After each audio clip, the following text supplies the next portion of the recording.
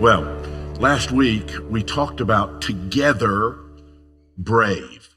And the whole idea was how to make a conscious effort in this place to be different, to be able to come to this place as messy individuals. And when I say messy, to some that means, you've put your life in the ditch a few times. That was my story, put my life in the ditch. But it doesn't necessarily mean that. Just messy in it's not leave it to beaver. It's not that perfect, pristine little thing. There's things that you have struggled with along life's way. But we've said we need to be able to come to this place and not pretend. We need to be able to come to this place and be who we are, and to encourage people to be vulnerable together, because that's how pain gets healed. When we're vulnerable, and we're vulnerable with other people who love us. And in showing that vulnerability, that's how we're able to connect with each other in a meaningful way. And I have discovered some of the most meaningful connections in my life are people that I've met. We've just kind of revealed ourselves to each other, all of us, the messiness, all of us. And we have discovered that we have so much that's the same. And we have loved and we have connected. Well, today I want to follow last week's talk up with some thoughts about us moving through fear, because that's kind of really important. I was thinking about people in my life right now who have some situations that are causing them to have a little bit of fear, some a little bit, some a lot. How do you move through that fear to get to the other side? Now, I want to just start with some things that we've talked about these things before. And first is, not all fear is bad. There is a kind of good fear that helps us survive. Good fear teaches us to respect appropriate boundaries. Those are good. Nothing wrong with that kind of fear. There are times when we need to feel fear. There are places where if you go there, you increase the chances of getting hurt greatly. And wisdom just says, yeah, that's out of bounds. That's not good for you. Also, good fear alerts us to real dangers. It keeps children from touching hot stoves. Don't touch that, guys. It's hot. And a lot of times they don't believe us. They touch it and they say, ooh, that is really hot. Going out too deep in the ocean and ignoring the potential for riptides. Don't do that. Too great a fear. Or driving 35 miles per hour on a mountain road instead of 75 miles an hour, even though you feel like maybe you can push it and really do it. No. Fear says slow down, because you don't know what's around the next turn. But then there are also bad fears, and bad fears paralyze us from doing what we know we can do. I mean, we know it. It's in us, but bad fears paralyze us. We know what we need to do, but we can't seem to do it because we are frozen in that moment. Bad fear is a kind of distorted fear. It's exaggerated, out of touch with reality. It's that chronic sense of worry or anxiety. Now, I'm just curious, how many of you struggle with that? That worry and anxiety? Yeah, we do, don't we? People have read me wrong my whole life because they say, Ray, you're not afraid. You're not afraid. And it's like, no, you don't understand. I have anxiety issues. I've had to go to the doctor for anxiety issues. I know a little bit about what I'm talking about. I understand some of this conversation around fear. Now, let me say early in the talk that there are some who, by their very nature, are better at what I'm going to talk about, moving through fear, than others. We just tip our hats to those people and say, good for you. You were just blessed with an ability to not feel the anxiety or the stress as much as others. That's good. But all of us certainly can do better. Over and over in Scripture, there are two kinds of mindsets that are laid out as possibilities for the human race. The first is based on faith. That idea that you can trust that God's goodness and power are sufficient for your life. And you can live with that kind of relaxed confidence in God. I've been there. I know what that feels like. It's a beautiful thing.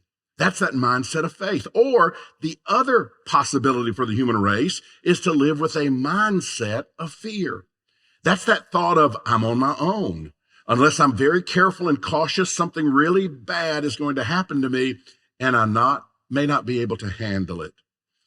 Again, today, I want you to really think about, what does it mean to move through fear and grasp that life of faith that can be so meaningful?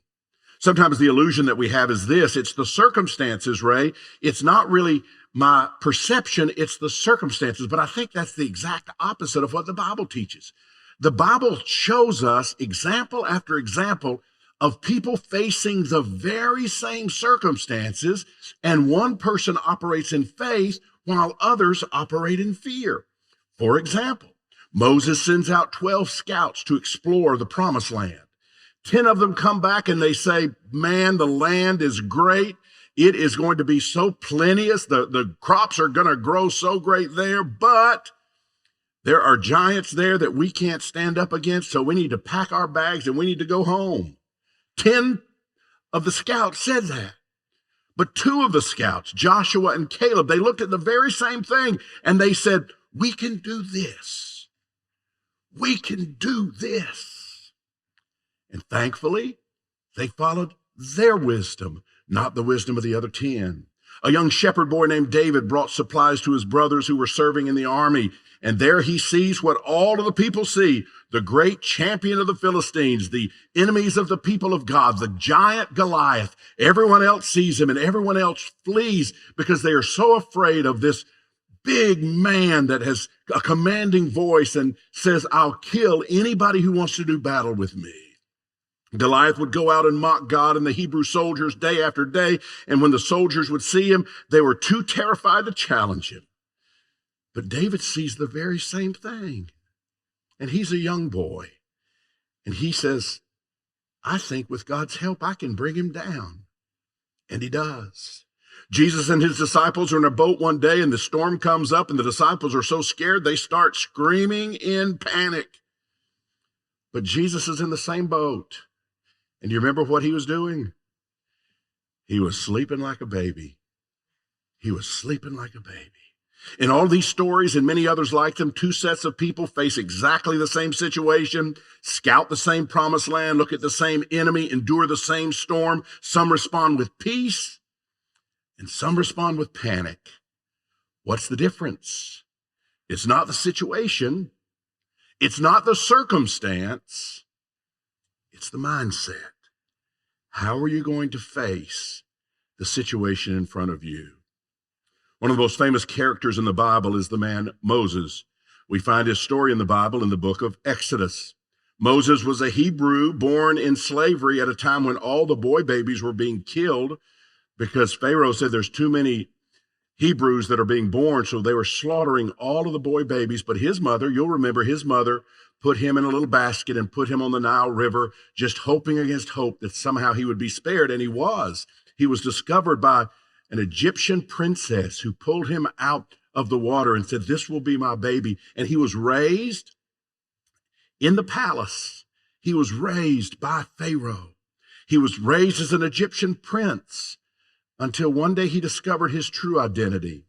He discovered that he was supposed to fight for freedom, and he ran away from Egypt and said, I can't handle this anymore. Well, we catch up with Moses a few chapters later, and Moses is in the desert where he has been living as a shepherd, and he has a new family, and he's far removed from Egypt, and he's far removed from all of those things. And one day Moses, following a wandering sheep into the wilderness, comes up to a burning bush. And at that burning bush, God chose to speak to him. In that moment, God placed a great task on Moses' shoulders. He said, I am sending you to Pharaoh to bring my people, the Israelites, out of Egypt. That was no easy task. Put yourself in those shoes. Or maybe think about something that has been in front of you. You're going to start a brand new job after being at another job for a long, long time. Imagine the fear that you feel. Imagine the fear that Moses felt. You are going to lead the people out of bondage in Egypt. Pharaoh was the most powerful political figure in the region, but Moses, you're going to set thousands of slaves free, ending a several hundred-year tradition of enslaving Israelites. Moses believes he has been given the dream or the vision to free the Jews from the slavery to the Egyptians, but Moses is scared to death. Moses understandably throws every excuse at God that he can think of. Moses says these things. What if they don't believe that you sent me? What if they don't listen to me? What I'm scared. What if I don't have the strength to do it? What if I don't speak well in front of crowds? What if I stutter and I can't talk well to Pharaoh? Finally, he pleads with God and says, please send somebody else. I'm afraid I can't do it. But God says, Moses, you trust me. You trust me and you walk in my power and everything's going to be okay. The story is a beautiful look at a man paralyzed in his fear, finally walking through the fear to the heroic story that awaited him on the other side. And I think it's something we can learn from today. PhD Susan Jeffers writes about 3 levels of fear. She says the first level of fear, she calls it situation-oriented fear. See if you can relate to this. That's things that happen that we just are afraid of. For example, aging. Until I turned 50, I never thought about aging. That was just, young, you're bulletproof, you don't think there's any troubles, you don't even think about it. But then at 50, I began to realize more and more and more of my life was behind me than was in front of me. And aging became something that was a little fearful to me. That train is moving and I can't stop it. Or what about becoming disabled? The idea of what if I can't do what I do? Or that idea of retirement. What if I don't have the money that I'm going to need to be able to retire at the right time? Or maybe being alone. Some of you might have had that fear. What if I'm alone or I don't want to be alone? Or maybe that fear of dying. Has that gripped your heart? It certainly gripped mine. At one point in my life, that was something I thought about a lot. Or what about losing a loved one? Those are all situations. Under situation-oriented fear, there are those things that happen, and then there are also those things that require actions from us, not things that just happen because they just happen. You just get older or you just end up alone, those things. But these are things that actually require action. For example, going back to school. I've known adults who have felt that they needed to go back to school, but then they were paralyzed by fear. What if I can't? What if I don't know what to do? Or maybe changing a career or changing a job. I've never been more proud of my son, Ethan, than over the last year. He had a very good, high-paying job, but he was beginning to hate it. And he said, Dad, I just think I need to do something different. And it's like, are you sure? And he said, I'm sure. And I said, then go for it. And he did. And but I know that had to produce a lot of fear. Maybe ending a relationship. Maybe beginning a relationship. Those things can cause fear. Maybe going to the doctor. I have a friend who put off for years going to a doctor because he just had a hunch he was going to get a bad report. And so he just kept putting it off. Or maybe something like losing weight or gaining weight, or maybe getting into some kind of health. You just know that you want to, but you just are afraid to. I just don't know. All of these fears would be level 1, according to Susan Jeffers. They're level 1 situation-oriented fears. She said there's another level. She calls it involving the ego fears. Those would be things like rejection or success. Some people are afraid of success. Or failure or disapproval or losing your image or maybe being vulnerable. Those are legitimate fears people have. But then she sums it all up with level 3 fear. And she says the biggest fear of all, and it's actually the real question behind every one of our fears, is this. This is what we think. What if I can't handle it? Let's pause right there for just a moment. What if I can't handle it? I'm getting older. Mind's maybe not as sharp as it once was. A little achy more than I used to be. What happens as I get older if I can't handle it? Becoming disabled. What happens if I can't handle it? Retirement. I've never been retired. What if I can't handle it? Being alone.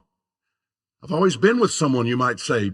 What if I'm alone? I don't know if I can handle it. Losing a loved one, someone that has been so close to you, but you think, what if they die? Or what if for some reason we're separated? What if I can't handle it? Or what if I choose to go back to school, but what if I can't handle it? What if I do want to change a career, but what if I can't handle it? Or ending or beginning a relationship, what if I can't handle it? Or going to the doctor, what if I can't handle what he says? Or losing weight, what if I can't do it? Or rejection, what if I can't handle it? Success, what if I can't handle it? Failure, what if I can't handle it? What if someone gives me disapproval? What if I can't handle it? What if I lose my reputation? What if I can't handle it? Being vulnerable, what if I can't handle it? Shane, I don't know about you, but I would imagine as you walked through those steps of coming out, there had to be moments when you thought, what if I can't handle it? Maybe it's better just to try to reel everything back in and just be who everybody wants me to be. Maybe that's the answer. Because there's something that troubles us. What if I can't handle it?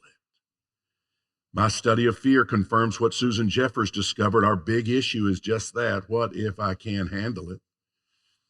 I had pastored 3 churches by the time I was 24 years of age. I was kind of the bright star in being a young pastor. But then I went through a divorce at 24. And in my mind, that disqualified me forever. I would never be a pastor again. And I walked away, and I was away for a few years, but then God began speaking to me. And I began to sense that I was supposed to start a space for all people. I was supposed to start a different kind of a space. I was supposed to be a pastor to people who did not have a pastor. I'll go to my grave believing with everything in me, God spoke that into me. I want you to be a pastor to people who don't have a pastor. And so I began to sense maybe I was supposed to start a place like the Village. But what happened for me is I began to say, what if I can't handle it? I know how to speak, right? The time I was a kid, I've known how to talk. It's not that. I don't know how to start a church. I don't know how to put all that together. I don't know how to legally form a nonprofit. I don't know how to do any of those things. I don't know how to find space. I don't know how to build space. I don't know how to do any of those things. And for over a year, I stared fear right in the face, and it kicked my behind for a year because I thought, what if I can't do it? Many of you can relate. You're in a toxic relationship and you think, I need to get out of this relationship. I want to get out of this relationship. It's the best thing to do to get out of this relationship. But what if I can't handle it? I would prefer the devil that I know rather than the devil I don't know. Changing a job, going to the doctor, all of those things. What if I can't handle it? Well, for me, 2 things were helpful. The first thing was this. It was a deep-rooted knowledge that I can learn the competencies that I needed to move through my fear. I thought there are people, Ray, that are, I don't want to say dumber than me, but I was thinking there are people who have figured this out. You can learn the competencies that it takes to start a church. And that was helpful to me. Some of you maybe missed that kind of a mentality growing up. Some of you did not grow up in homes where you were told, you can do this. I'm grateful that I grew up in a home where my dad said, son, you can do anything. You can be anything. God has gifted you with your heart. You can be and do anything you want to do. So there was always been that deep down inside that says, you know what? I can learn this. I can learn this. I can learn this. But this is the second thing. It was a sense that God was with me. And then I'm going to have power and I'm going to have an energy along the way that's going to make what needs to happen, happen. Therefore, I don't have to be afraid. And that was a real turning point for me to really say, not just preach about it, but really say, you know what? When I get to the decision that I don't know what to do, or I come to that fork in the road and it's something I had never had to think about before, I just believe God is with me. And God is going to lead me, and God is going to make things happen that I won't understand, but it will happen in the right time for doors to open. And can I tell you something? And you know I'm not woo-woo. I wish I was more woo-woo. I'm not real woo-woo. But I can tell you this, every time it's happened. Jane, is that true? Is that true? Every time we've said, oh God, we need a breakthrough. We don't know what needs to happen, God. We are just kind of at the end of the road. And you know what? God is there. God is there every time. Whatever happens to me, given any situation, I can handle it. If I go through a difficulty, I can handle it. If I'm blessed with success, I can handle it. If I need to find a building, I can handle it. If a land acquisition needs to take place, I can handle it. Paul, writing from prison, was able to pen these immortal words, and they are true. I can do all this through him who gives me strength. I can do all things. He says, I have learned to be very, very blessed and have a lot of things going my way, and I have learned to be living very, very poorly and just barely making it, but I'm able to do all of the things there because I can do all things through Christ who gives me strength. That's important if you want to live your best life. You have to be able to move through fear. I really believe there are many in this space this morning who are stuck because fear is standing in your way for some reason, and you just know that you're frozen. And you want to move so bad, but your feet, have you ever had that? Your feet are just, they're like stuck. What am I going to do? Many settle for living their fears instead of living their dreams.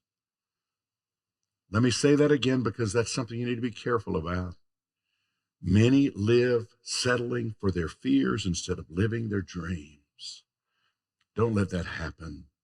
Alan Watts, British philosopher, writer, and speaker, said this: our lives are one long effort to resist the unknown. We always want to just walk into things that we're safe. We know it's going to be okay. We don't want to walk into the unknown. That's our whole life. We have to learn to walk into the unknown, trusting God. Here's a mantra that I have said for a long time. On the other side of fear, there's potential. On the other side of great fear is even greater potential. And so if you're facing something that's big to you, remember that. On the other side of great fear, there is even greater potential. Let me tell you why I think that's so important. If you don't step out in your life, your dream, you are going to be depriving yourself of the life that you were created to live. I say that to Shane right now. Shane, God bless you for being brave enough to step out, to be able to step into the life you were created to live. And if you don't step out, you're preventing the world from knowing the real you and benefiting from your great contribution. It means we have to say no to destructive fear. All of us have that. All of us have that. And it doesn't mean it ever stops happening. We have to do this the rest of our life. We have to fight through these things that cause fear. The only people who aren't challenged by fear are people who have quit stretching. Jane has said to me before, when does it stop? When do we stop having these trying times? Pretty much when we die. That's what we've figured out, isn't it? Pretty much when we die. But until then, we're always going to be dreaming of what's over the next horizon. What is the next thing? What is the next thing God is leading us to? We have a sense of peace. We have a sense of joy. We're not anxious. We just believe God is moving us in a direction, and we have to keep trusting every step of the way. As long as you're stretching and growing, fear will rise up to try to prevent you from the path. History is filled with men and women who said no to the destructive fear, and they changed the world. But just imagine if they had given in to the paralyzing effects of fear. Think about this. Imagine the Apostle Paul, all right? The Apostle Paul, but imagine him fearing resistance, fearing rejection, and choosing to stay home rather than embarking on his missionary journeys that took the message of Christ to Western Europe. Just imagine if Paul had said, I've got a little fear about that. I don't think I can do it.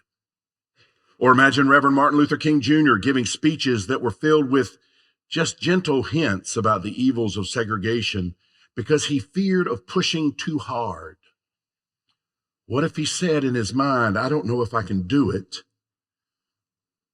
But instead, King championed the civil rights movement against racial segregation in the United States with a powerful prophetic message calling racism exactly what it is, evil.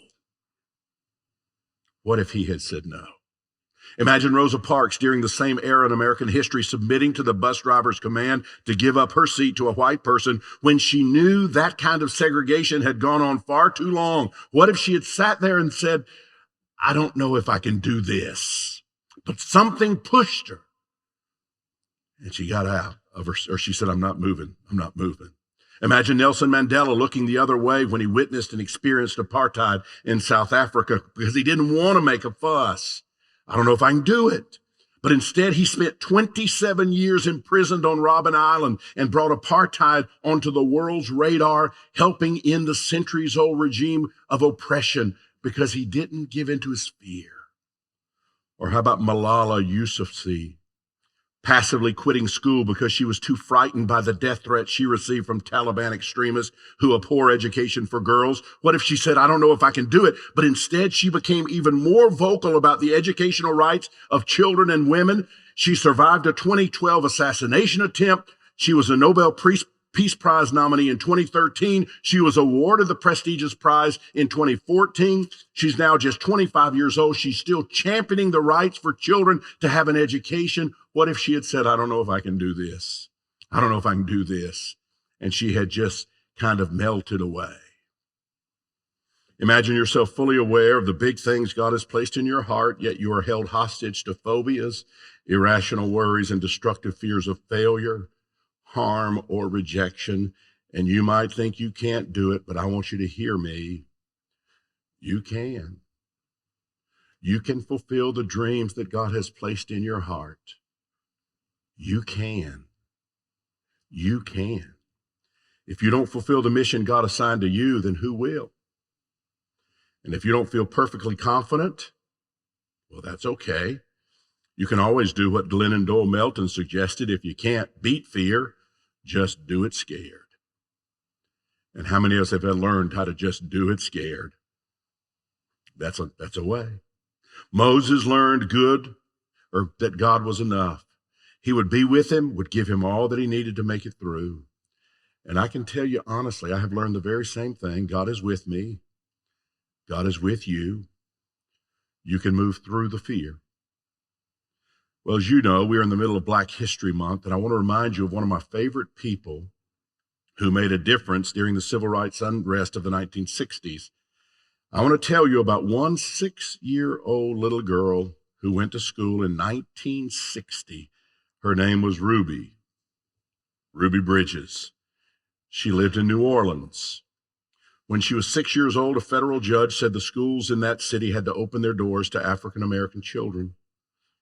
The day when little children would be separated because of the color of their skin was over. Well, almost all the white parents decided that if they had to let Black children in, then they would keep their children at home. They also said that if any Black child actually showed up, these are white parents, if any Black child showed up, they'd be in some serious trouble. So, the Black children generally stayed home too, except for little Ruby. Every day, 6-year-old Ruby Bridges would kiss her mom goodbye and she would march off to school. Only she had 2 federal marshals walking in front of her and 2 federal marshals walking behind her. She needed them because she had to walk through a heckling crowd into an empty school building because she was the only one who was showing up for school. She had to walk through a crowd of adults as they shook their fist at this little 6-year-old girl. They yelled at her and they threatened her and her family. And they said, if you keep coming back to school, there's going to be big trouble. And every morning at 10 minutes till 8, Ruby Bridges walked past all of those people with her head up and her eyes straight ahead. She walked into that empty school building because she wanted to learn. And then she would go home every day. And what's amazing about her is not just that she kept coming back. What's really amazing about her is how she did it. Her white school teacher described what she saw when Ruby walked into the room. This is what she said. Listen to this. Think about this being a 6-year-old girl. The teacher said this, I saw a woman spit at Ruby but miss. Ruby smiled at her. I saw a man shake his fist at her, and Ruby smiled at him. Then she walked up the stairs and she stopped at the building and she turned and she looked at the crowd and she smiled one more time. Do you know what she told the marshals? This little girl, she told them that she prays for those people every day and every night before she goes to sleep. Picture a 6-year-old little girl kneeling by the side of her bed saying, God bless those people who hate me. God bless those people who hate me. Help them, God. Then the next morning, the little 6-year-old girl gets up, kisses her mom and dad goodbye, and she walks to school with the 2 U.S. Marshals in front and 2 behind. Well, there was a Harvard psychiatrist by the name of Robert Coles who wanted to know what could create that kind of courage. What kind of heart would have to be in a 6-year-old little girl for this to happen? So he went to New Orleans. He left Harvard, went to New Orleans to interview her and her family.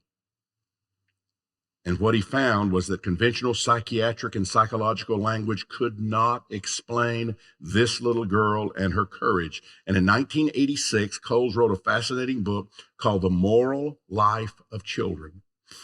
In this book, this is what this non-believing, he wasn't a Christian, this Harvard psychiatrist said about this 6-year-old girl, Ruby Bridges, about what made her the way she was.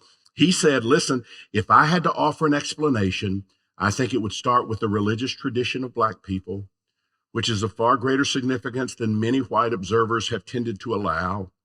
In home after home, I have seen Christ's teachings, Christ's life, connected to the lives of Black children by their parents. Such a religious tradition connects with a child's sense of what is important, as anyone knows who has been in a Black church and seen the look of pain on Black people's faces give way to the look of hope. He continues, this Harvard psychiatrist comes down to New Orleans to look at the amazing person, Ruby Bridges, and when he tried to figure out what gave her unusual courage, he said, I think it's Jesus. Secular psychiatrist, Harvard University, I think it's Jesus. Ruby was the 6-year-old little girl who didn't really go to school alone. It wasn't the marshals who gave her courage, and it wasn't the authority of a federal judge who gave her the strength. Not at all.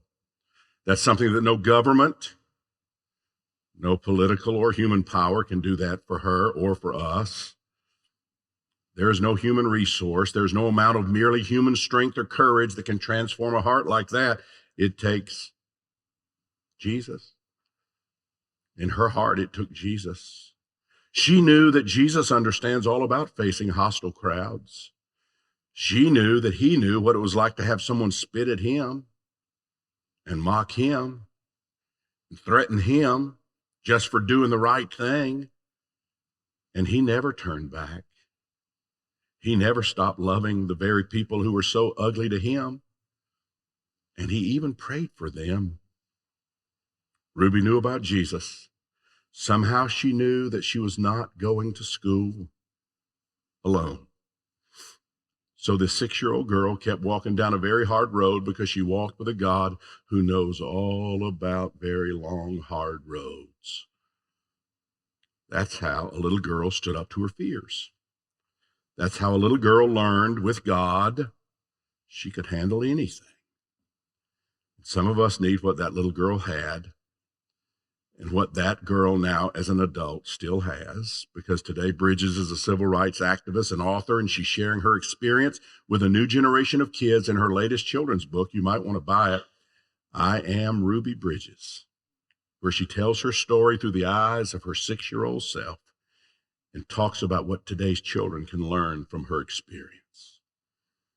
Some of you need to remember what God is saying to you right now. You've got this.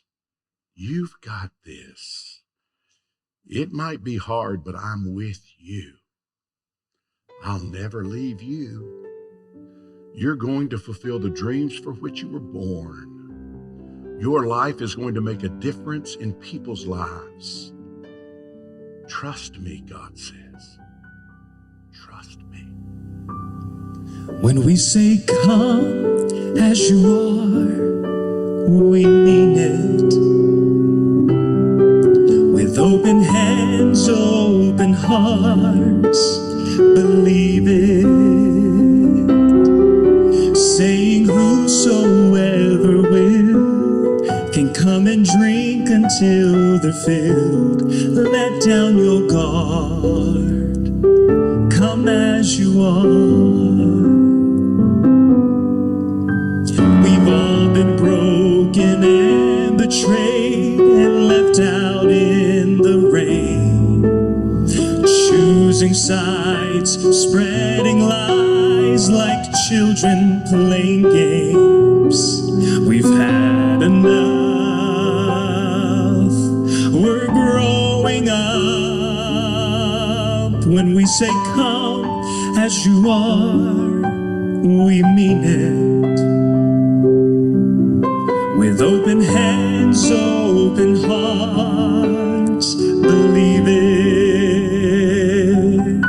Saying whosoever will can come and drink until they're filled. Let down your guard and come as you are. We've all been the prodigal and made our bed in hell, until we felt the arms of grace that saved us from ourselves. Forgiven much, now loving much. When we say come as you are, we mean it. With open hands, open hearts, believe it. Saying whosoever will can come and drink until they're filled. Let down your guard and come as you are. You're a part of me.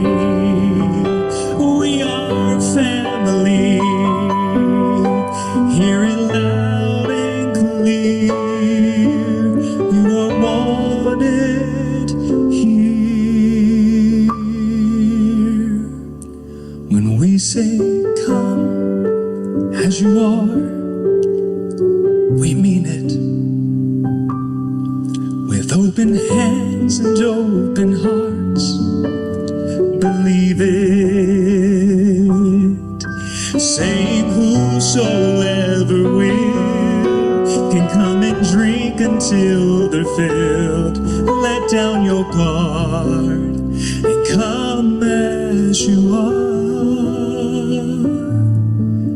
Just let down your guard and come as you are.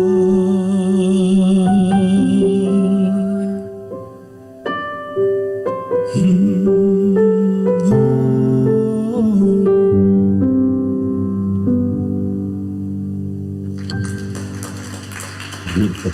So beautiful.